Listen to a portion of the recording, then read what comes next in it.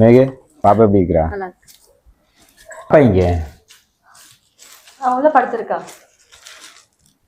சரி தள்ளிக்க. இல்ல உங்களுக்கு கொஞ்சம் நேரம் பேசணும். கொஞ்சம் பேசணும். அட என்னத்தை போய் தள்ளுற பாப்பா?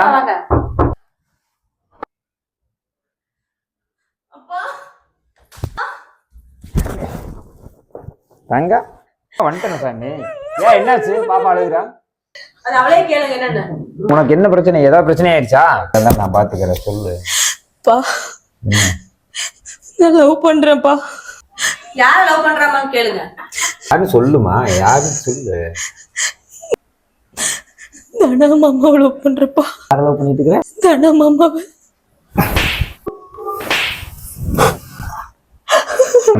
என்னடி பண்ணிட்டு இருக்கிறீங்க?